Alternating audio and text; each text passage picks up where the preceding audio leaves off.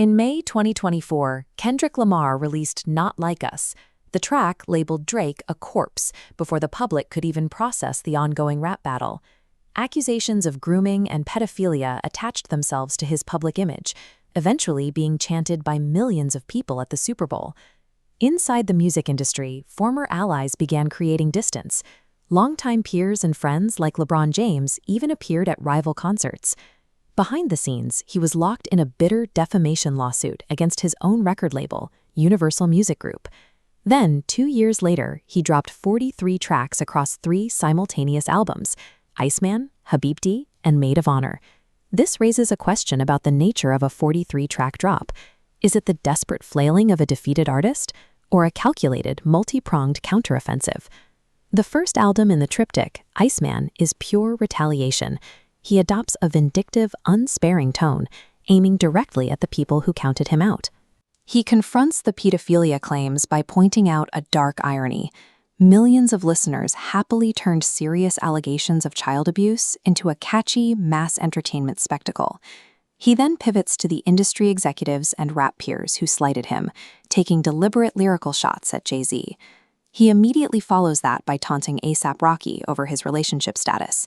And he zeroes in on Mustard, the producer responsible for the beat behind Not Like Us, mocking his recent commercial output.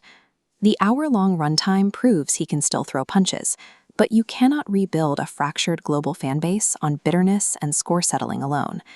The second album, Habibti, shifts the focus to a sensual, melancholic R&B sound. He drops the defensive posturing to explore romantic anxieties, leaning heavily into the vulnerable persona that originally made him a superstar. It functions as core retention therapy. He is actively placating his day-one listeners who grew exhausted by the endless, high-stakes rap beefs. Finally, there is Maid of Honor, a 45-minute dive into techno, Chicago juke, and Afro swing. Kendrick framed him as an outsider who merely pillaged regional rap hubs like Atlanta. By seamlessly blending niche black dance music traditions, this album argues that his genre fluidity is actually proof of cultural fluency. This meter represents Drake's recording contract with Universal. Releasing 43 songs simultaneously forces that contract to its legal conclusion. By flooding the market, he extracts himself from the label and walks away as a highly powerful free agent. Releasing 3 distinct albums allowed Drake to fulfill his corporate obligations while simultaneously reoccupying the major musical verticals he had dominated for a decade. Traditional critics hated the release. Outlets like The Guardian called it a bloated disaster, while rivals like Rick Ross mocked the drop online. This visualization tracks the split between critical reception and commercial reality. As the review score baseline shrinks, the global streaming block expands massively, projecting over 700,000 units in their debut week. That volume instantly crowned him the year's most streamed Spotify artist.